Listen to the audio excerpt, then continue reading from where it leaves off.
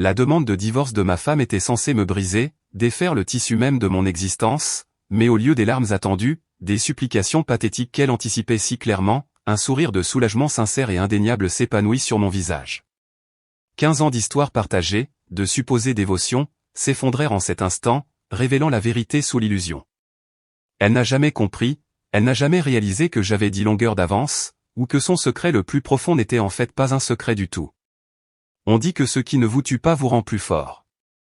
Ce qu'elle n'a jamais saisi, c'est à quel point je deviendrais profondément fort, ou le coût exorbitant que cette force finirait par exiger d'elle.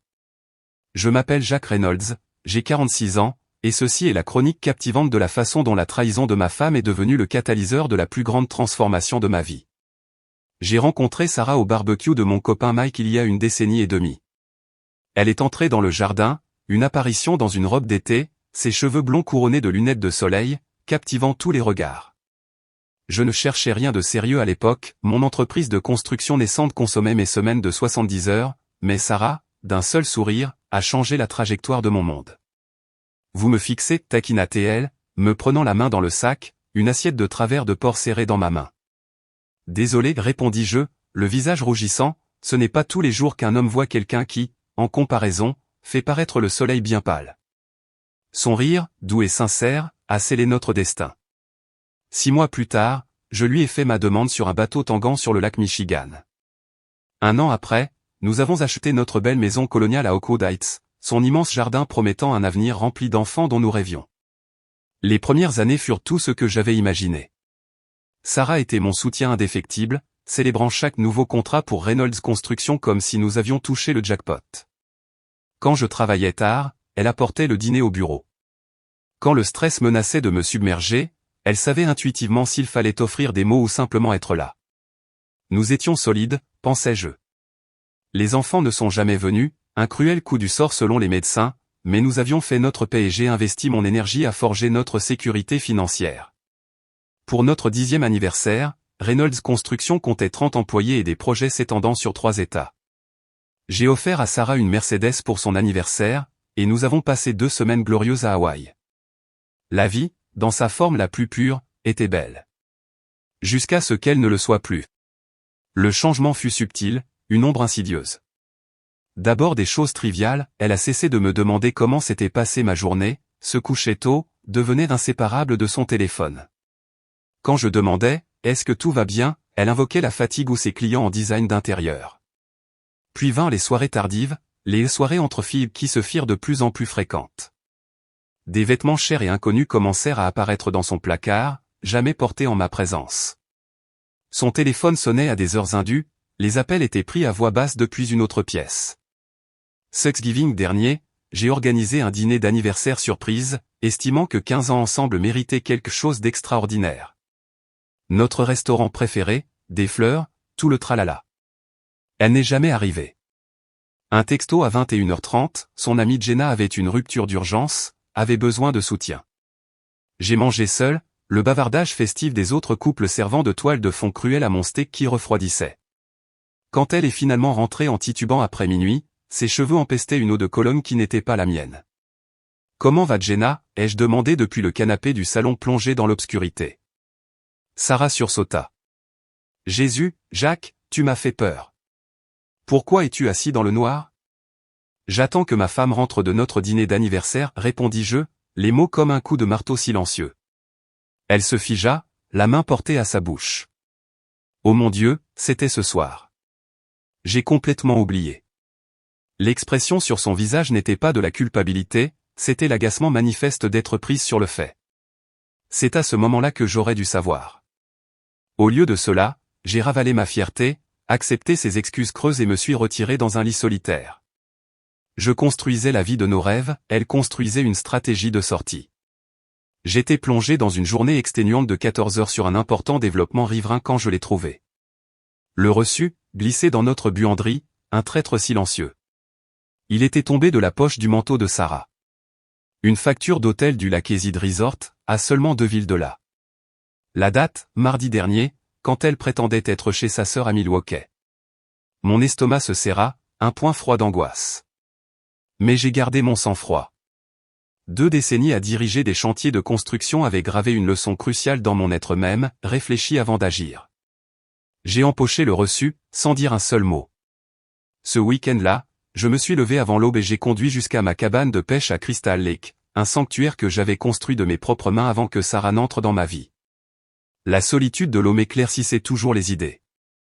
J'ai lancé ma ligne, laissant le calme m'envelopper, me souvenant de la sagesse de mon père quand j'avais démarré mon entreprise. Fils, un homme qui ne contrôle pas ses émotions ne contrôlera jamais sa vie. Dimanche soir, ma décision était gravée dans le marbre. Pas de confrontation, pas de supplication désespérée. Je laisserai cela se dérouler, tout en protégeant tout ce que j'avais construit. Lundi matin, première heure, j'ai appelé mon avocat, Frank. J'ai besoin de revoir mes actifs, discrètement. Tout va bien, Jacques, sans qu'il, une pointe d'inquiétude dans la voix. Juste stratégique, répondis-je. Ce soir-là, Sarah était rentrée plus tôt que d'habitude, perchée nerveusement sur un tabouret de bar de la cuisine quand je suis entré. Nous devons parler, annonça-t-elle en tournant son alliance. J'ai sorti une bière du réfrigérateur, et fait sauter la capsule contre le bord du comptoir. Alors, parle. Je pense que nous devrions divorcer. J'ai pris une longue gorgée délibérée de la bouteille, l'ai reposée et ai croisé son regard. Puis j'ai fait quelque chose qui l'a complètement désarmé. J'ai souri. D'accord, dis-je, ma voix aussi ferme que l'acier. Sa bouche s'entr'ouvrit légèrement. D'accord? C'est tout ce que tu as à dire? À quoi t'attendais-tu? Des supplications? Des larmes? Je m'appuyai contre le comptoir. Si tu veux partir, voilà la porte. Elle cligna rapidement des yeux, son scénario soigneusement répété clairement déraillé. Tu ne veux même pas savoir pourquoi. Pas particulièrement. J'ai pris une autre gorgée. Mais je suppose qu'il s'appelle Eric. Il conduit cet Audi noir que j'ai vu te suivre. Et le Lakezid Resort te connaît trop bien maintenant. La couleur quitta son visage. Tu savais? J'en sais assez. Je me suis détaché du comptoir et me suis dirigé vers mon bureau à domicile. Je demanderai à mon avocat de contacter le tien. Ça devrait être assez simple. Attends, et la maison? Nos comptes? La panique griffait sa voix. Je me suis retourné, croisant son regard désespéré. Tu as demandé le divorce, Sarah. Tu l'as eu. Mais ne pense pas une seconde que tu vas prendre ce que j'ai construit. Le choc pur sur son visage était un chef-d'œuvre qui valait chaque centime que j'avais déjà payé à Frank pour protéger mes actifs. Elle avait anticipé des larmes et des négociations. Au lieu de cela, elle a eu un homme qui refusait d'être manipulé. En haut, j'ai verrouillé la porte de mon bureau et, pour la première fois depuis des mois, j'ai vraiment souri. Le poids étouffant se levait.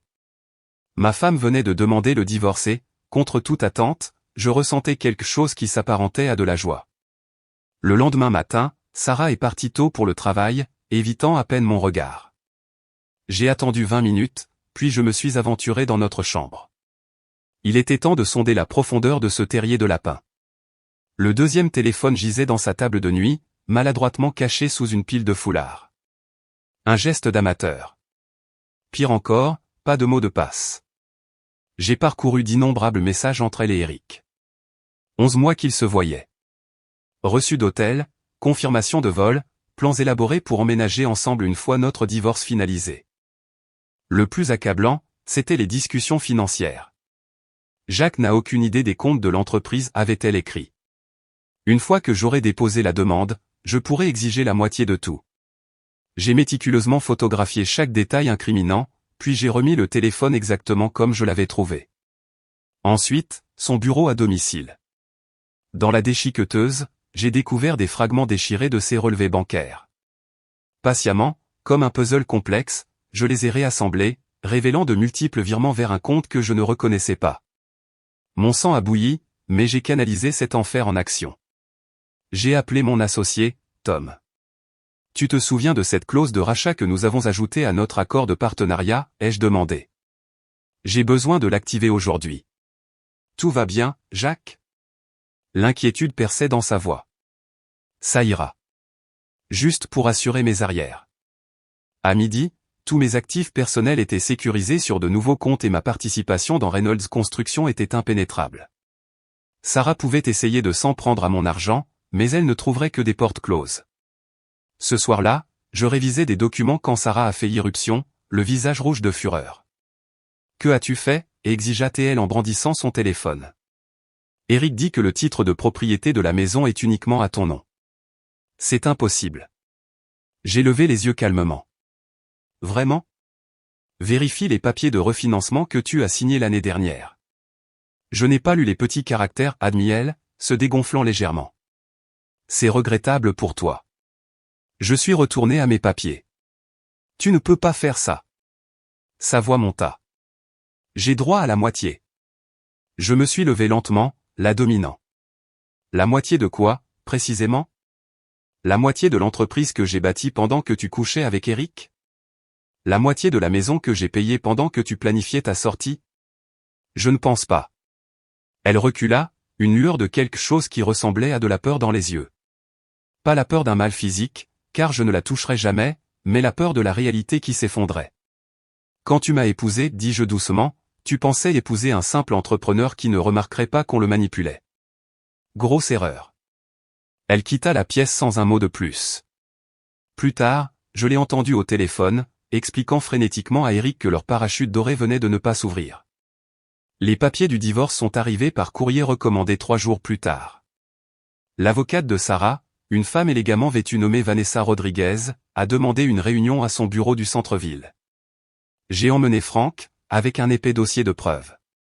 Vanessa nous a accueillis avec une cordialité étudiée, puis s'est lancée dans son discours habituel. Madame Reynolds demande un partage équitable des biens matrimoniaux, y compris la maison familiale, les comptes de retraite et une participation de 50% dans Reynolds Construction. Frank et moi avons échangé un regard. Avant de continuer, dis-je en faisant glisser mon dossier sur la table, vous voudrez peut-être examiner ces documents. Vanessa a parcouru les documents, reçus d'hôtel, capture d'écran des conversations de Sarah sur la dissimulation d'actifs, virements bancaires effectués à mon insu. À chaque page, son vernis professionnel se fissurait un peu plus. Je vais devoir consulter ma cliente, dit-elle finalement, la voix tendue. Bien sûr, répondit Frank avec aisance. Pendant ce temps, nous devrions discuter de l'accord prénuptial. Prénuptial ? Les sourcils de Vanessa se haussèrent. Il n'y a pas de prénuptial dans nos dossiers. J'ai souri. Vérifiez à nouveau. Déposé auprès du greffier du comté il y a 15 ans, Madame Rodriguez. Votre cliente n'a pas été totalement franche avec vous. Après que Vanessa soit partie passer un appel, Frank s'est tourné vers moi. Elle réalise qu'elle a une cause perdue. J'ai hoché la tête. Sarah pensait que j'étais le même gars qui lui avait fait sa demande sur ce bateau. Elle a oublié que j'ai passé 15 ans à déjouer des concurrents qui essaient de prendre ce qui est à moi. Quand Vanessa est revenue, son ton avait radicalement changé. Ma cliente est disposée à discuter d'un règlement plus conservateur. Conservateur n'est pas un mot que j'utiliserai, répliquai-je. Votre cliente a commis une fraude financière, s'est livrée à l'adultère bien documenté de manière à l'humilier si cela devenait public et a manqué à son devoir fiduciaire en tant qu'épouse. Vanessa pâlit légèrement. Que proposez-vous ? Sarah s'en va avec ses effets personnels, sa voiture et un paiement unique de $50 000. En échange, elle signe une décharge complète de toute réclamation contre moi, mon entreprise et mes biens. Oh, et elle a 2 semaines pour quitter ma maison. C'est absurdement généreux, intervint Frank, considérant que l'alternative est un procès de divorce très public et très détaillé. En partant, Vanessa composait déjà le numéro de sa cliente. Je savais quelle serait la réponse de Sarah. Elle s'était toujours plus souciée de sa réputation que de toute autre chose. Sarah accepta les termes du règlement mais exigea une rencontre en face à face pour tourner la page. Contre l'avis de Frank, j'acceptai. Nous avions été mariés 15 ans, je lui devais au moins ça. Je suggérai le steakhouse où nous avions célébré notre 10e anniversaire. J'arrivai en avance, commandai un bourbon sec et attendis. Elle arriva avec 20 minutes de retard, comme si elle sortait d'un magazine, nouvelle coupe de cheveux, robe de créateur, maquillage complet. La femme qui portait autrefois mes vieux t-shirts pour dormir avait disparu. Plus surprenant encore, elle n'était pas seule. Eric la suivait, grand, élégant et environ 10 ans mon cadet. Coup audacieux hochai-je la tête alors qu'il s'asseyait. Voici Eric, dit-elle. Je croisai son regard. Il détourna les yeux le premier. Un tigre de papier. Tu veux parler, dis-je à Sarah. Alors, parle. Elle se redressa. Je veux expliquer pourquoi les choses se sont passées ainsi. Laisse-moi deviner, l'interrompis-je. Tu n'étais pas heureuse, je travaille trop, Eric comprend. Ai-je oublié quelque chose? Eric se pencha en avant. Écoute, mec, personne n'a prévu que ça se passe comme ça. Parfois, les gens se connectent, tu sais. Je me tournai lentement vers lui. Est-ce que je t'ai adressé la parole? Il cligna des yeux, puis chercha du soutien auprès de Sarah. Elle intervint rapidement. Eric a raison. Nous ne voulions pas te faire de mal. Mais maintenant que tout est réglé, je voulais que tu saches que tout n'était pas mauvais entre nous. Je pris une longue gorgée de bourbon. C'est ce que tu as besoin de te dire? Jacques, s'il te plaît. Non, Sarah. Tu ne l'as pas amené ici pour que je tourne la page. Tu l'as amené ici pour que toi, tu puisses le faire. Tu as besoin que je sois l'ex-mari en colère pour justifier ce que tu as fait. Elle rougit. Ce n'est pas vrai. Si. Et voici quelque chose que tu ne veux pas entendre, je ne suis plus en colère. Je suis reconnaissant. Eric ricana. Reconnaissant? Ta femme te quitte. C'est la meilleure. Reconnaissant qu'elle ait montré son vrai visage avant que je ne perde d'autres années. Je me retournai vers Sarah. Tu m'as rendu service. Nous avons eu 15 ans ensemble, dit-elle, la voix s'élevant. Tu ne peux pas simplement effacer ça. Je n'efface rien. Je le vois clairement pour la première fois. J'ai fini mon verre et me suis levé. Le divorce sera finalisé dans 60 jours. J'apprécierais que tu aies vidé la maison d'ici la fin de la semaine.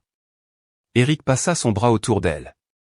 Ne t'inquiète pas, bébé, nous serons bientôt dans notre nouvel appartement de toute façon. J'ai laissé un billet de 20 sur la table. Bonne chance avec ça. La demande de crédit d'Eric pour votre appartement de rêve a été refusée hier. Sa tête se tourna brusquement vers Eric. Quoi? J'ai des amis dans la banque, expliquai-je. Ils ont mentionné que quelqu'un du nom d'Eric, avec un très mauvais dossier de crédit, postulait pour une location de luxe en utilisant tes revenus comme garantie. Intéressant, n'est-ce pas? Je les ai laissés se regarder, les premières fissures apparaissant déjà dans leur petite fantaisie parfaite. La confrontation avec Sarah et Eric déclencha une réaction en chaîne inattendue. 2 jours plus tard, je suis rentré chez moi pour trouver Sarah en train de faire ses valises frénétiquement, les yeux rouges et gonflés. Tu avais raison à son sujet, lâcha-t-elle en me voyant. Eric a menti sur tout. Son travail, son argent, tout. Je m'appuyais contre le cadre de la porte. Et tu me dis ça parce que... Parce que j'ai fait une terrible erreur. Elle s'avança vers moi. Peut-être qu'on pourrait. Je levai la main. Il n'y a plus de nous, Sarah. Son visage se décomposa. Je n'ai nulle part où aller. Eric est parti, et ma sœur ne veut pas de moi. Pendant un instant, j'ai presque eu pitié d'elle. Presque. La chambre d'amis est à toi jusqu'à vendredi, dis-je. Après ça, tu te débrouilles seul. Cette nuit-là, un orage éclata et le courant fut coupé vers minuit. Je vérifiais les disjoncteurs quand j'entendis un bruit de verre brisé. Attrapant une lampe de poche, je me précipitai à l'étage pour trouver la fenêtre de mon bureau cassée. Un homme grimpait à l'intérieur. Eric, trempé et manifestement ivre. Où est-elle, bredouilla-t-il en titubant vers moi. Sors de chez moi, l'avertis-je en lui tenant tête. Passant Sarah. Elle a pris mes clés de voiture. Il se jeta sur moi maladroitement. 20 ans de travail dans la construction développent des muscles que les emplois de bureau ne procurent pas. J'esquivai facilement, attrapai son bras et utilisai son élan pour le plaquer contre le mur. Dernier avertissement, grognai-je en l'immobilisant. Il se débattit, puis sortit soudain un couteau de sa poche. Recule. Sarah apparut dans l'embrasure de la porte, hurlant alors qu'Eric tailladait sauvagement. J'attrapai son poignet, le tordis violemment et entendis le couteau tomber au sol avec un cliquetis. Un coup de poing solide à la mâchoire et il s'effondra. Appelle la police, dis-je à Sarah, gardant fermement mon pied sur la poitrine d'Eric. Quand les officiers arrivèrent, ils trouvèrent le couteau, la fenêtre cassée et un Eric très maîtrisé. Sarah confirma tout. Ils l'emmenèrent menotter, l'accusant d'effraction, d'agression avec une arme mortelle et de tentative de cambriolage. Alors que la voiture de police s'éloignait, Sarah se tourna vers moi, tremblante. Tu m'as sauvé la vie. J'ai défendu ma maison, l'a corrigé je. Elle tendit la main vers la mienne. Jacques, après ce que tu viens de faire pour moi, est-ce que... Je reculai. Ça ne change rien entre nous. Ses yeux s'emplirent de larmes. Comment peux-tu être si froid? Je ne suis pas froid, Sarah. Je suis clair. Ce que nous avions est terminé. Je suis rentré, la laissant sur le porche. L'orage était passé, mais les dégâts étaient faits. À la fenêtre, à notre mariage, à tout sentiment persistant que j'aurais pu avoir. Certaines choses, une fois brisées, ne peuvent jamais être réparées. Le rapport de police sur l'effraction d'Eric a fait le tour des informations locales. Je ne m'y attendais pas. Pine Ridge était une ville assez petite pour qu'un ex-petit ami ivre avec un couteau fasse l'objet de commérages excitants. Jeudi, mon téléphone bourdonnait d'appels inquiets de voisins et de relations d'affaires. Jack Reynolds, le type qui a repoussé un intrus à main nue, plaisanta Tom quand j'entrai dans nos bureaux. Tu es pratiquement une légende locale maintenant. J'écartai cela d'un geste. J'ai juste fait ce que n'importe qui aurait fait. Pas n'importe qui, rétorqua Tom. La plupart auraient fui ou se seraient fait blesser. En parlant de ça, comment va ta main? Je fléchis ma main droite, meurtrie par le contact avec la mâchoire d'Eric. Fonctionnel. Après mes réunions du matin, je suis allé à la maison pour vérifier le nouveau système de sécurité que j'avais commandé, détecteur de mouvement, caméra à chaque entrée et fenêtre renforcée. Le technicien de sécurité terminait quand Sarah est arrivée, l'air mal à l'aise.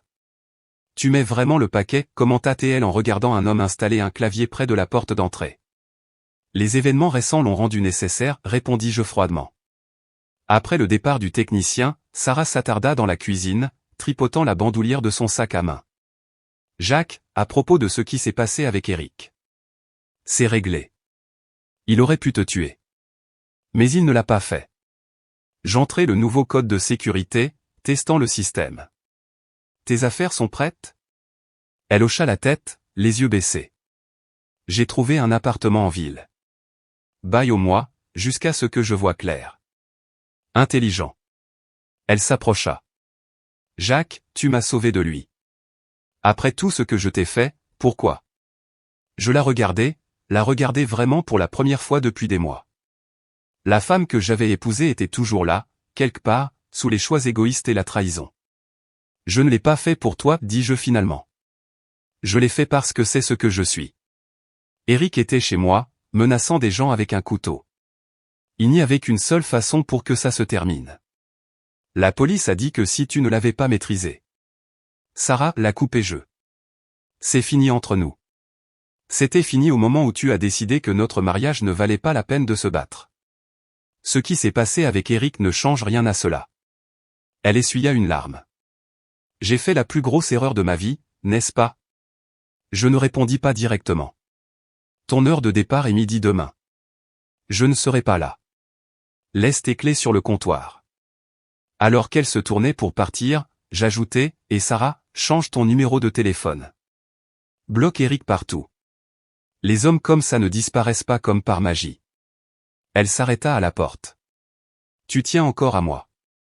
Je tiens à faire ce qui est juste. Ne confonds pas ça avec le désir de te récupérer. Après son départ, j'ai traversé la maison vide. Pour la première fois depuis que tout cela avait commencé, le silence me parut paisible plutôt qu'accusateur. Cette maison avait été notre rêve, autrefois. Maintenant, elle serait la fondation de ce que je déciderais de construire ensuite. Seul, mais selon mes propres termes. 3 mois après le départ de Sarah, Pine Ridge Construction décrocha son plus gros contrat à ce jour, un nouveau centre communautaire en ville. Le maire fit un grand spectacle de la cérémonie de pose de la première pierre, avec la presse locale et les chefs d'entreprise présents. Ceci représente un nouveau chapitre pour notre ville, annonça le maire Wilson en me tendant l'appel de cérémonie alors que les appareils photo crépitaient. J'aperçus un visage familier dans la foule, Sarah, debout près du fond, portant un tailleur pantalon de grand magasin, un contraste saisissant avec sa garde-robe de créateur de quelques mois à peine. Nos regards se croisèrent brièvement avant qu'elle ne détourne les yeux. Plus tard dans la soirée, je révisais des plans dans mon bureau quand Tom frappa à ma porte. « Tu as une minute ? Il y a quelqu'un qui veut te voir. » À ma surprise, Lisa Chin entra. l'architecte que j'avais engagé pour le projet du centre communautaire est, par coïncidence, la première femme qui avait vraiment suscité mon intérêt depuis le divorce. Jacques, sourit-elle en posant un dossier sur mon bureau. Je ne m'attendais pas à te voir ce soir. J'ai pensé que tu voudrais peut-être voir ces croquis conceptuels plus tôt que tard. Nous avons passé 1 heure à examiner ces dessins, notre conversation passant sans effort du professionnel au personnel. Quand elle mentionna d'aller dîner, je me suis surpris à accepter sans hésitation. Chez Giovanni, nous avons pris une banquette d'angle, parlant et riant autour de pâtes et de vin. C'était bon, normal, d'une manière que rien n'avait été depuis des mois. Alors, Lisa, dit-elle en enroulant ses linguines, la rumeur dit que tu es le célibataire le plus convoité de Pine Ridge. Devrais-je être intimidé? Je gloussai. À peine. Juste un gars qui se reconstruit après une mauvaise passe. J'ai entendu ce qui s'est passé, ajouta-t-elle, s'excusant. Petite ville. Pour ce que ça vaut, je pense que tu as géré cela avec grâce. La grâce n'était pas mon premier instinct, admis-je, mais quelque part en cours de route, j'ai réalisé que laisser la colère me guider ne me mènerait pas où je voulais aller. Et c'est où? Demanda-t-elle. J'ai réfléchi à la question. Juste en avant. Après le dîner, alors que nous sortions sur le trottoir, Sarah émergea d'une boutique voisine. Elle se figea en nous voyant, ses yeux allant de moi à Lisa. Pendant un instant, personne ne bougea. Puis Sarah se redressa, hocha la tête poliment et continua son chemin ex-femme, demanda Lisa doucement. Ouais. J'ai regardé la silhouette de Sarah s'éloigner. Première fois que je la vois depuis qu'elle a déménagé. Tu veux en parler? Je me suis retourné vers Lisa, réalisant avec une certaine surprise que non. La vue de Sarah ne déclenchait plus de colère ni de douleur, juste la reconnaissance d'un chapitre clos. En fait, je préférerais en savoir plus sur tes idées pour ce jardin sur le toit dont tu as parlé. Le sourire de Lisa était chaleureux alors que nous continuions dans la rue. Derrière nous, je sentis Sarah regarder, témoin d'un homme qui n'avait pas seulement survécu à sa trahison, mais l'avait utilisé comme un tremplin vers quelque chose de bien, bien meilleur. 8 mois après la finalisation de notre divorce, je supervisais les travaux de fondation du centre communautaire lorsque mon téléphone vibra, un SMS d'un numéro inconnu. Besoin de te parler. Important. S'il te plaît. Sarah. J'ai failli le supprimer, mais quelque chose m'a fait hésiter. Après un moment de réflexion, j'ai répondu par SMS, je suis sur le chantier en ville jusqu'à 18h. À 17h45, la berline de Sarah s'est garée sur le parking temporaire. Elle avait l'air différente. Ses vêtements de marque avaient été remplacés par un simple jean et un pull, ses cheveux autrefois méchés étaient maintenant de leur brun naturel. Les bijoux coûteux avaient également disparu. Merci de me voir, dit-elle en jetant un coup d'œil au chantier animé. Ça va être impressionnant quand ce sera fini. Ça devrait être terminé au printemps prochain, répondis-je, gardant un ton neutre. Qu'est-ce qui est si important? Elle prit une profonde inspiration. Eric sort en liberté conditionnelle la semaine prochaine. Ma mâchoire se serra. Il avait écopé de 18 mois pour l'effraction et les accusations d'agression, mais apparemment, sa bonne conduite avait raccourci sa peine. Son cousin travaille avec moi au grand magasin, continua-t-elle. Il a dit qu'Eric parlait de régler des comptes à sa sortie. Surtout avec toi. Pourquoi me dire ça? Tu aurais pu appeler la police. Sarah baissa les yeux. Je l'ai fait. Ils ont dit qu'ils ne pouvaient rien faire tant qu'ils n'avaient rien fait concrètement. Elle croisa mon regard. Je ne pouvais pas ne rien dire, Jacques. Pas après tout. J'ai hoché la tête, appréciant son avertissement malgré notre passé. Je vais m'en occuper. C'est ce que je craignais que tu dises. L'inquiétude plissa son front. Jacques, il est dangereux. Il n'est pas stable. Moi non plus, quand quelqu'un me menace ou menace les miens. J'ai fait un geste vers les ouvriers qui terminaient leur journée. 30 familles dépendent de moi pour diriger cette entreprise. Je ne vais pas laisser un ex-tolard rancunier interférer avec ça. Le lendemain matin, j'ai passé 3 appels, un à mon avocat, un au bureau de la libération conditionnelle et un à Steve Mackenzie, le chef de la police de Pine Ridge et mon ami de longue date. Alors, si je comprends bien, dit Steve lorsque je lui ai rendu visite à son bureau, tu ne cherches pas de protection, mais à le protéger de lui-même. Quelque chose comme ça, répondis-je. Il doit comprendre les conséquences avant de faire une autre erreur. 2 jours plus tard, Eric fut escorté directement de prison à une salle de réunion où j'attendais avec Steve, l'agent de libération conditionnelle et Frank. L'assurance d'Eric vacilla quand il me vit. Qu'est-ce que c'est que ce bordel? Une opportunité, dis-je calmement, de faire de meilleurs choix que la dernière fois. Frank fit glisser des documents sur la table. Ordonnance restrictive. Vous interdit de vous approcher à moins de 500 pieds de Monsieur Reynolds, de ses propriétés ou de ses lieux d'affaires. Et ça, ajouta Steve en posant un autre papier, c'est une notification que toute violation de l'ordonnance restrictive entraînera une révocation immédiate de la libération conditionnelle et un retour à la prison d'État. Le visage d'Eric rougit de colère. Vous ne pouvez pas faire ça. Déjà fait, répondis-je. Je ne cherche pas la vengeance, Eric. Je veux juste qu'on me laisse tranquille pour diriger mon entreprise et vivre ma vie. Alors tu fais appel à des faveurs de ton copain flic, ricana-t-il. Je me penchai en avant. Pas besoin de faveur. Tu es entré par effraction chez moi avec un couteau. Ce sont les conséquences. Mais voici autre chose. Je posai une carte de visite sur la table. Tom Brady, contremaître chez Reynolds Construction. Appelle-le quand tu seras prêt pour un travail honnête. Eric fixa la carte, la confusion remplaçant la colère. Pourquoi ferais-tu ça? Tout le monde mérite une seconde chance. Même toi. Je me levai pour partir. C'est ton choix ce que tu en fais.